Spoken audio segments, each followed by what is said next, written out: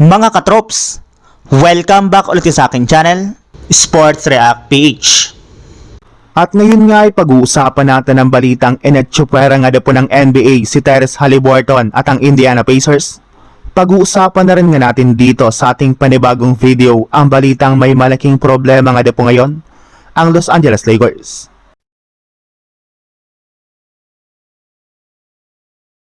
Naibalita ko na nga po sa inyo mga katrops nung nakarang araw na simula nga po sa pagiging lottery team ng Indiana Pacers ng nakarang season, ay magbabalik na nga po sila ngayon bilang isang championship contender sa inaasahang paglalaro na sa wakas na Tyrese Haliburton, sabayan mo pa ng paggamit nila ng mas newly improved lineup sa darating na season.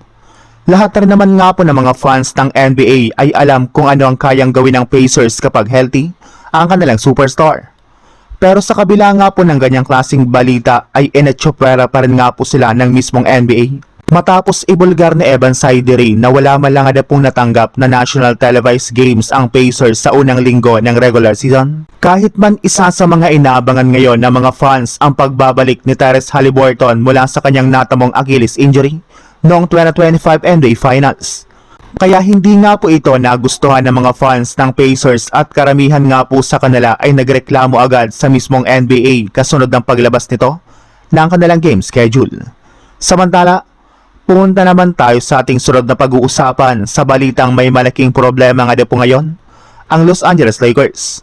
Sa paglabas nga po ng NBA ng kanilang game schedule para sa darating na 2026 to 2027 NBA season, ay marami nga po ang nakapansin na mukhang naitsupwera nga po dito ang Los Angeles Lakers.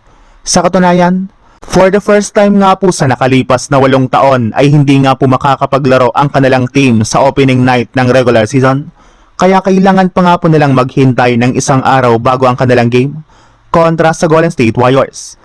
At dahil nga po sa pangyayaring ito ay marami na nga po sa mga fans ang nagsabi na isa na nga po ito sa epekto ng pagkawala sa kanilang lineup ni Lebron. Since malinaw na nga po na si Lebron ang dahilan bakit parati silang relevant sa NBA at pinapaglaro noon sa unang araw ng season. Pero umpisa pa lang naman nga po iyan ng hindi magandang epekto ng pag-alis ni Lebron sa Lakers. Gayong may ilang mga bagay pa nga po silang posibleng maramdaman kagaya ng pagbaba ng kanilang viewership, hype at kita.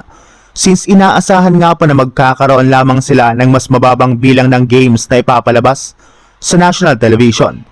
Posible naman nga po na maaga silang bumagsak sa standings kung sakali man na hindi maging maayos ang chemistry ng binuo nga po nilang bagong lineup ngayong offseason.